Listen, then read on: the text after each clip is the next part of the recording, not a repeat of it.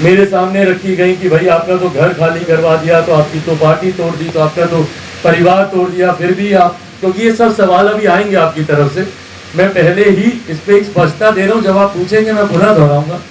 तो उस वक्त भी इस बात को मैंने स्पष्ट रखा था कि मेरी व्यक्तिगत हितों की लड़ाई नहीं है, ये मेरे विचारधारा की लड़ाई है, ये हमारे सिद्धांतों की लड़ाई है। मैं बिहार फर्स्ट, बिहारी फर्स्ट को लेकर आगे बढ़ने का मैं काम कर रहा हूँ।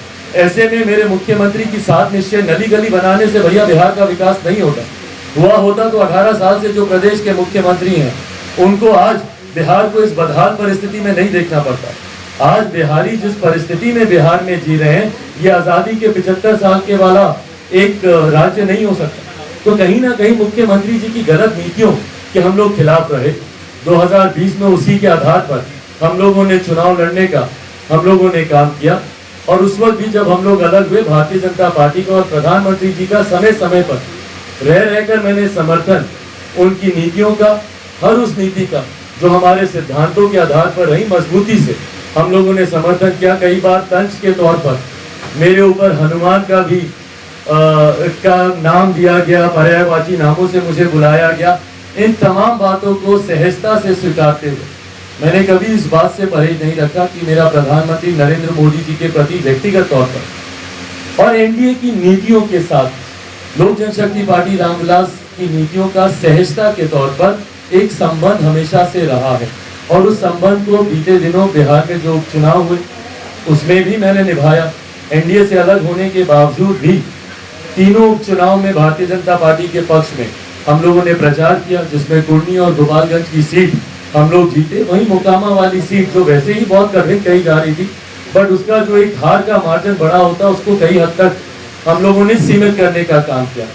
उसके बाद निरंतरता में भारतीय जनता पार्टी, क्योंकि तब तक मुख्यमंत्री नीतीश कुमार जी पुनः अपने कार्यशैली के अनुरूप गठबंधन से अलग हो गए थे। बहुत ज्यादा समय तक एक गठबंधन में वो रह नहीं पाते, असहज महसूस करते हैं अपने आप को उस गठबंधन में।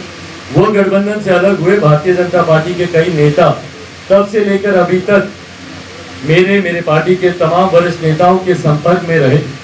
यकीनन हम लोग की कुछ चिंताएं थी, कुछ कंसर्न्स थे, जिसको कई बार कंडीशंस, शर्तों का नाम दिया जाता है। वो कोई शर्तें नहीं थी, वो हम लोग की चिंताएं थी, जिसको हम लोगों ने भारतीय जनता पार्टी के शीर्ष नेतृत्व के समक्ष पिछले दिन मैंने रखा। और उससे पूर्व भी उनके द्वारा उनके तमाम नेताओं के समक्ष उनको रखने का मैंने काम किया। केंद्रीय गृह राज्य मंत्री आदरणीय नित्यानंद राय जी, कई बार उनसे मेरी मुलाकातें हुई। उनके समक्ष भी जितने भी मेरे कंसर्न्स थे, जितनी भी चिंताएं थी, उनके समक्ष बहुत सहजता से रखा और उतनी ही सहजता से, उतने ही सकारात्मक तरीके से उन विषयों पर चर्चा हुई। और एक आम सहमति बनने के बाद कल मेरी केंद्रीय गृह मंत्री आदरणीय अमित शाह जी से मुलाकात हुई और भारतीय जनता पार्टी के राष्ट्रीय अध्यक्ष आदरणीय जेपी नड्डा जी से मेरी मुलाकात हुई। और इन तमाम बातों पर एक आम सहमति बनते हुए बहुत सकारात्मक तरीके से ये चर्चाएं हुई, बहुत पॉजिटिव ये बातचीत रही।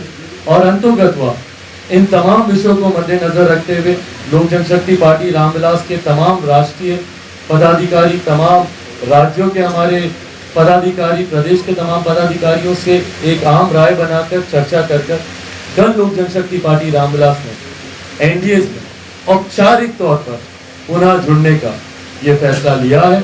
और इस फैसले के मद्देनजर आगामी 2024 का लोकसभा का चुनाव एनडीए कैसे मजबूती से लड़े।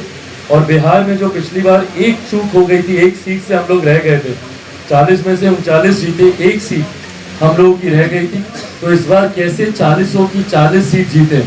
और ये कोई ऐसा टारगेट नहीं है, ऐसा लक्ष्य नहीं है जो कि अनअचीवेबल हो।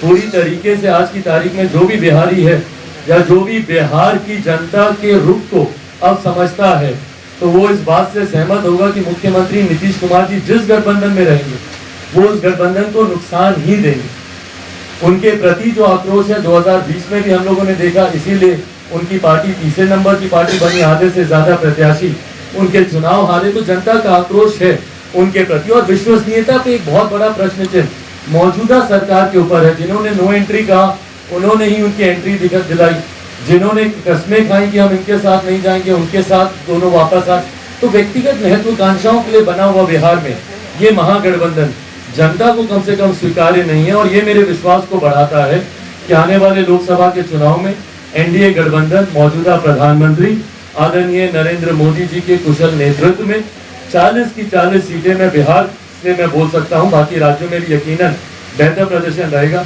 बट बिहार से 40 की 40 सीटें हम लोग जीतेंगे। और 2025 में बिहार में एनडीए की सरकार, और ये वो एनडीए की सरकार नहीं जो चुनी तो जाती है एनडीए के साथ पर चलाई जाती है महागठबंधन के साथ, एक ऐसी एनडीए की सरकार जो माइनस नीतीश कुमार जी के होगी और एक स्थिर सरकार 2025 में बिहार को मिलेगी। इसी के साथ ये औपचारिक घोषणा कि लोक जनशक्ति पार्टी रामविलास अब एनडीए का मजबूत हिस्सा है।